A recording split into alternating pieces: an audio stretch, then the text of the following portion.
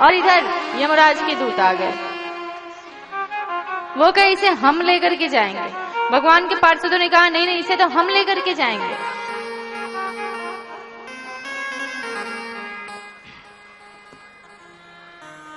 दोनों आपस में लड़ने लगे, इसे हम लेके जाएंगे, हम लेके जाएंगे। यमराज के दूत ने दिखाया, ये देखो इसने इतने पाप किए गिनने योग्य नहीं है, इसे तो नरक में जाना है। भगवान के पार्षदों ने कहा हम ये नहीं जानते, हम तो ये जानते हैं कि मरते समय ये हमारे भगवान स्वामी नारायण का नाम ले रहा है, इसलिए इसे हम लेकर के जाएंगे। जब दोनों आपस में लड़ने लगे, नारायण नारायण पुकारने लगा, तो स्वयं भगवान अपने वैकुंठ से चल करके अजामिल के सामने चतुर्भुज स्वरूप में प्रकट हो गए। बोलिए बांके बिहारी लाल की जय। यमराज के दूतों ने प्रभु से कहा प्रभु ये तो बहुत बड़ा पापी है, इसने इतने पाप किए। प्रभु ने कहा कि तेन वह्य घोणस्य कृतं स्याद् घने स्थितं यदा नारायणायेति जगाद चतुरक्षरम्।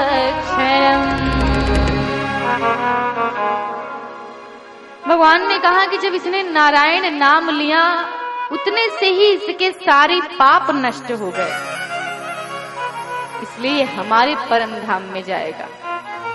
और वो अजामिल जिसने जीवन भर पाप किया था, मरते समय भगवान का नाम ले लिया और वह सागर से पार हुआ, प्रभु के वैकुंठ लोक में चला गया। देवता भी पुष्प की वर्षा करने लगे। प्रभु कितने दयालु हैं, कितने कृपालु हैं। प्रभु जैसा दयालु कृपालु और कोई नहीं, जो अतिशय पापी को भी मुक्त कर देते।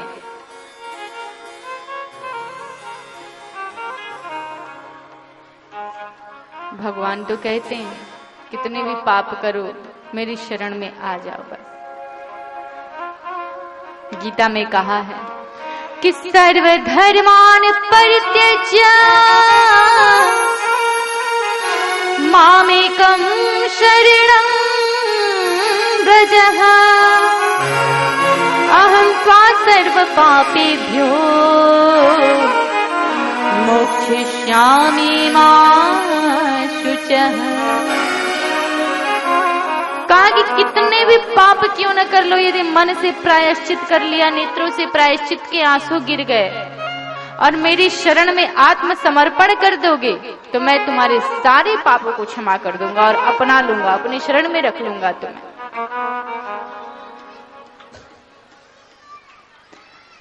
एक सेठ ने अपने जीवन में कोई पुण्य नहीं किया, कभी दान नहीं किया,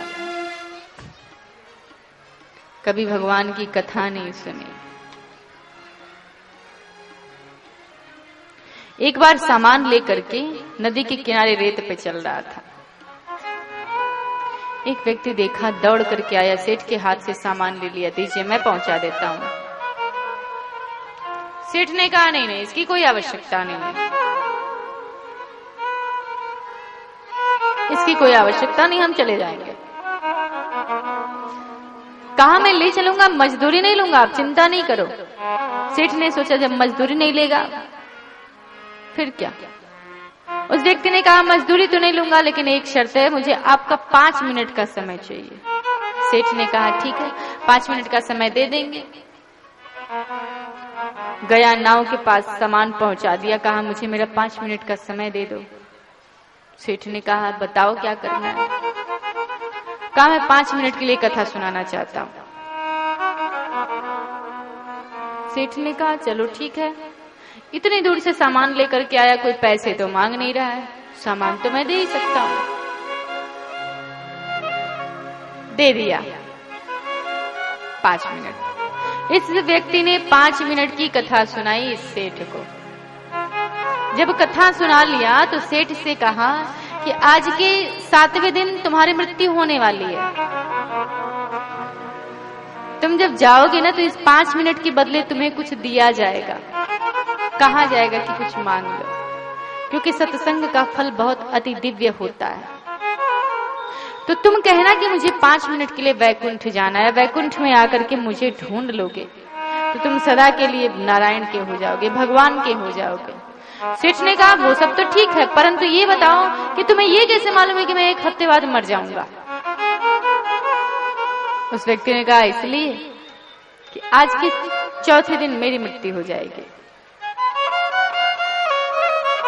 सेठ घर गया, बात पे विश्वास नहीं हुआ।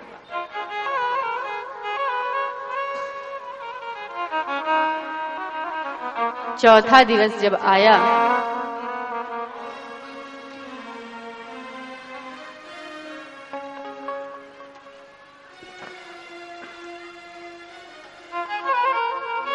तो सेठ को उस व्यक्ति की कही हुई बातें याद आईं।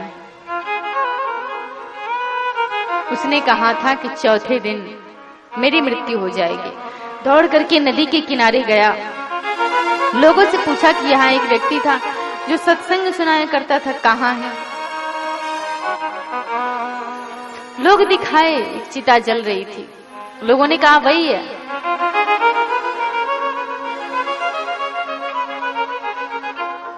आश्चर्यचकित होकर के देखने लगा और पसीने छूटने लगे, शरीर कांपने लगा, मन में विचार करने लगा, यदि इसने अपनी मृत्यु सत्य घोषित कर दी तो मेरी भी सत्य है। 3 दिन बाद मैं भी जीवित नहीं बचूंगा। दौड़ करके घर गया, पसीने छूटने लगे, शरीर कांप रहा था। जाकर के एक कमरे में अपने आप को बंद कर लिया। पुत्र पुत्री पत्नी बार बार पूछते हैं कुछ बताओ हुआ क्या है। 3 दिन में भी भगवान का नाम ले लिया। इतना मृत्यु से भयभीत हो गया, वो भी समय बस ऐसे ही गंवा दिया। मृत्यु हो गई। गया तो 5 मिनट के बदले इससे पूछा गया तुम्हें क्या चाहिए। इसने कहा मैं वैकुंठ जाना चाहता हूं। तो 5 मिनट के लिए इसको वैकुंठ में भेज दिया गया। वैकुंठ में जाते ही उस व्यक्ति को ढूंढना शुरू कर दिया। इसने देखा तो सबसे प्रभु के निकट जो व्यक्ति बैठा था वो वही था। जाकर के बगल में बैठ गया, कहा मैंने आपको ढूंढ लिया। व्यक्ति ने कहा बस मेरे पास बैठ जाओ। कहा पीछे यमराज के दूत हैं, वैकुंठ में उनका प्रवेश नहीं है, मेरी प्रतीक्षा करते हैं। कहा पीछे पलट के नहीं देखना, मैं ठाकुर जी की तरफ देख रहा हूं, तुम भी देखो। सेठ ने जैसे ही ठाकुर जी की तरफ देखा, सेठ के नेत्रों से झरझर झरझर आंसू गिरने लगे। विचार करने लगा कि 5 मिनट के सत्संग का इतना बड़ा महत्व। मैं तो इतना पापी, इतना नीच, मैंने तो अपने जीवन में कभी दान नहीं किया, कभी पुण्य नहीं किया, और ऐसी अति सुंदर सलोनी सांवरी सूरत,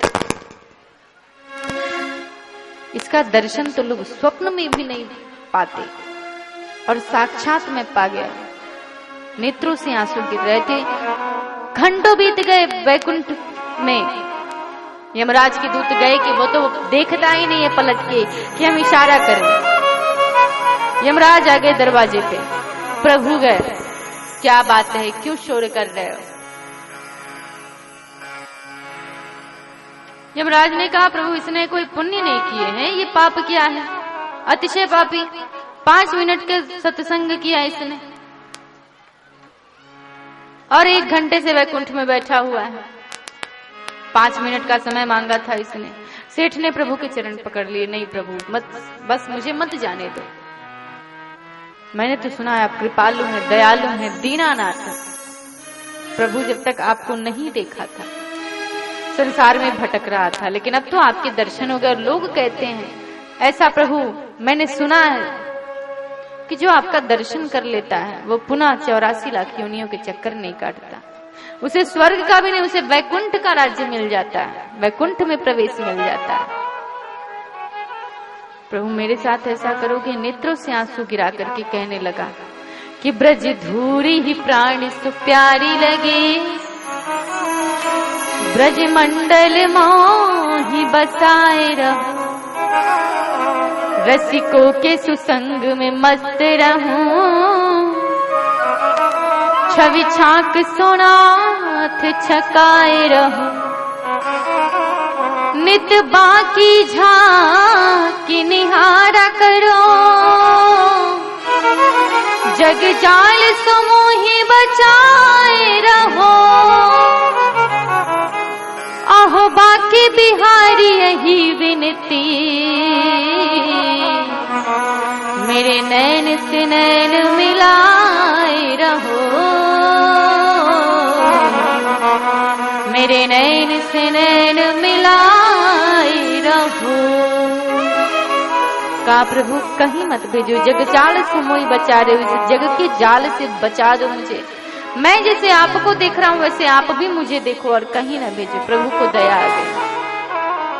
प्रभु ने कहा अब ये नहीं जाएगा, हमारे पास रहेगा। ठाकुर जी हमारे दयालु हैं, अतिशय पाप करके भी शरण में चले जाओगे, पश्चाताप के आंसू गिरा दोगे तो क्षमा कर देते हैं। बाबा लिखते हैं श्री रामचरितमानस में प्रभु के स्वयं की वाणी कि सन्मुख होई जीव मोहि अबहि, सन्मुख होई जीव मोहि अबहि, सन्मुख होई जीव मोहि अबहि, सन्मुख होई जीव मोहि अबहि, जन्म कोटि नासहि तबहि, जन्म कोटि नासहि तबहि।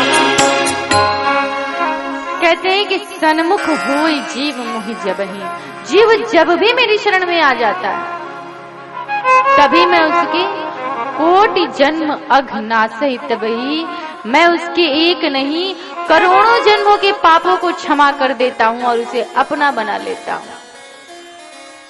अजामिल को प्रभु ने अपना बनाया, पुष्पों की वर्षा कर रहे हैं कि जब नाम मंगल, जब नाम मंगल धाम प्रभु का हो विवश उसने लिया, कई कोटि जन्मों के अघों का नाश तत्क्षण कर दिया। अक्षर सुखद ये चार अक्षर नारायण उसने कहा, हुए उदय सारे पुण्य उसके, पाप नहीं उसका रहा। संकेत में परिहास में है, तार में आलाप में, हरि नाम लीन्हे अघन से, यूं मुनि कहें व्याख्यान में।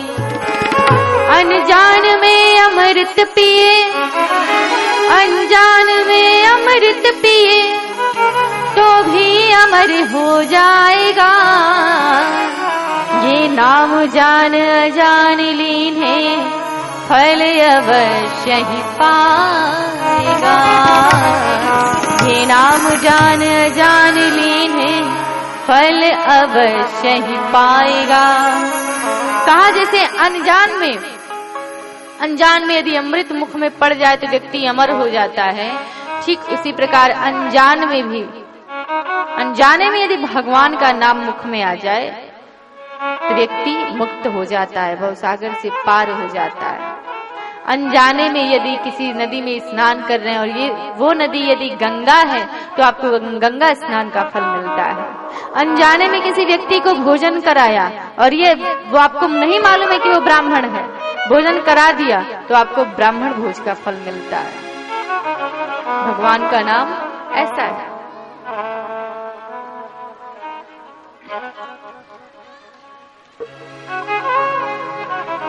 परीक्षित को कथा सुनाते हुए सुखदेव जी कहते हैं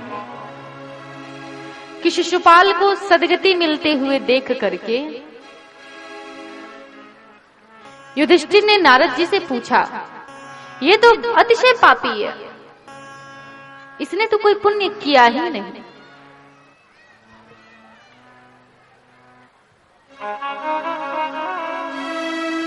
फिर इसको सदगति किस प्रकार मिली जिसने प्रभु को 100-100 गालियां दी। नारद जी कहते हैं युधिष्ठिर इसे तो मुक्त होना ही था, इसकी तो मुक्ति पहले से तय थी।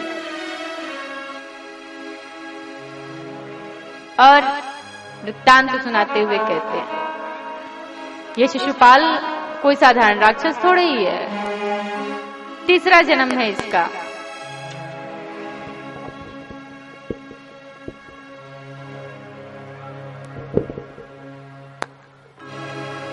कहते हैं कि ये पहले जन्म में हिरण्याक्ष हिरण्यकशिपु बने, दूसरे जन्म में रावण कुंभकर्ण बने और तीसरे जन्म में शिशुपाल और दंतवक्र बने। ये भगवान विष्णु के द्वारपाल जय और विजय हैं, जिनको सनत कुमारों का श्राप लगा।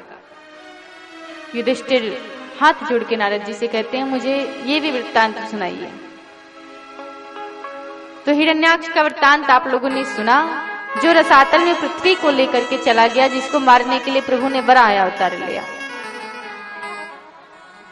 नारद जी युधिष्ठिर से कहते हैं कि युधिष्ठिर जब हिरण्याक्ष का वध कर दिया भगवान नारायण ने, तो हिरण्याक्ष के भाई हिरण्यकशिपु ने संकल्प लिया कि मैं अपने भाई की मृत्यु का बदला लूंगा विष्णु से,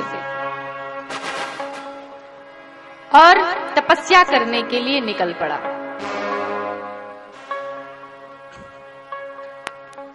हिरण्यकशिपु की पत्नी का नाम गयाधु। जब तपस्या करने के लिए गया, सबसे पहले डर लगता है इंद्र को, क्योंकि इंद्र को ऐसा लगता है कोई भी तपस्या करेगा तो स्वर्ग पे आक्रमण कर लेगा, मेरा स्वर्ग मुझसे छिन जाएगा।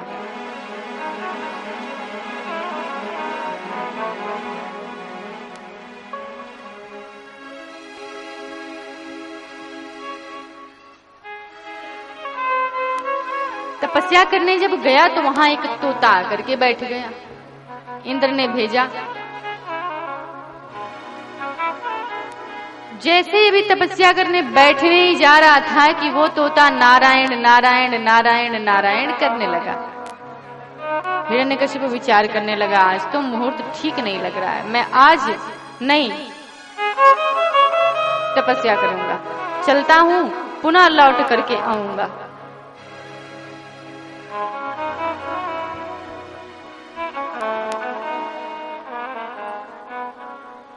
घर आता है हिरण्यकशिपु, गया तो था बहुत वेग से तपस्या करने के लिए, घर लौट आता है। गयाधु मनी मन विचार करने लगती है, पूछूं कैसे, इतनी वेग से गए थे तपस्या करने के लिए और तुरंत लौट क्यों आए? है राक्षस स्वभाव। गयाधु विचार करने लगती है, ऐसे तो पूछूंगी तो नाराज हो जाएंगे। बढ़िया बढ़िया पकवान बनाती है, सोचती है इसकी पसंद का खाना बनाऊंगी, भोजन पकाऊंगी और पका के जब खिलाऊंगी तो अपने आप ही प्रसन्न हो जाएगा, प्रसन्नता के बाद से मैं पूछ लूंगी। ये तो साधारण उपाय है ना किसी को प्रसन्न करने का। कहते हैं ना कि यदि किसी के मन तक पहुंचना है तो सर्वप्रथम उसको अच्छे अच्छे भोजन कराओ। मन तक पहुंचने का रास्ता, लोग वैसे उल्टा है ये शब्द, लेकिन ऐसा लोग कहते हैं। मन तक पहुंचने का रास्ता सबसे पहला जो है वो पेट है व्यक्ति का। अच्छे अच्छे यदि किसी को भोजन करा दिए तो बस उसकी जगह बन जाती है, दिल में मन में जगह बन जाती है, अरे बड़ा प्रेम करता है, बहुत अच्छा भोजन बनाता है। और ये बात तो इस प्रसंग से शिक्षा भी लेनी चाहिए।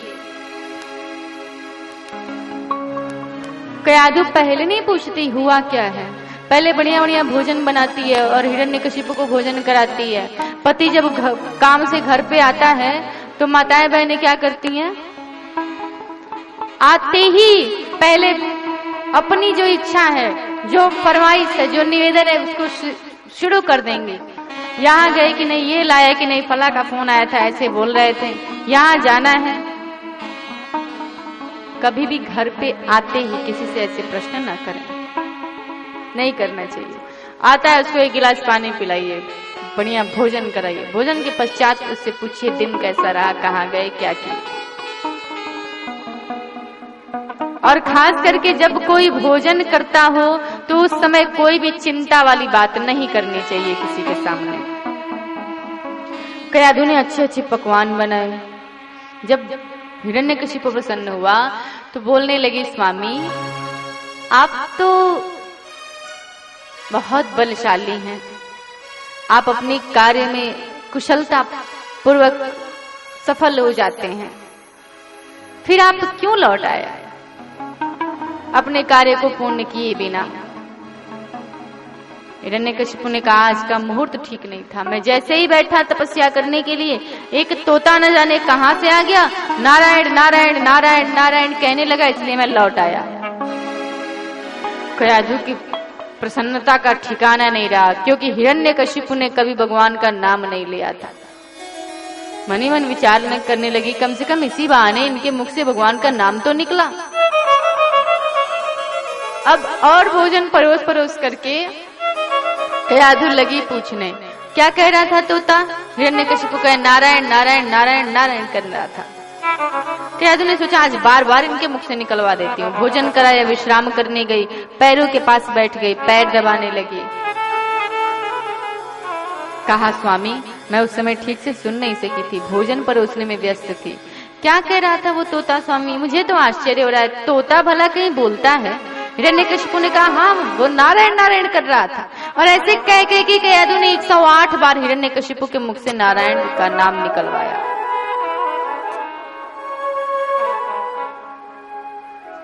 प्रहलाद जी कयाधु के गर्भ में थे, नारायण नारायण नाम सुन रहे थे। हिरण्यकशिपु दूसरे दिन चला गया तपस्या करने के लिए। जब तपस्या करने के लिए गया तो इंद्र आए, कयाधु को बंदी बना करके ले जा रहे थे।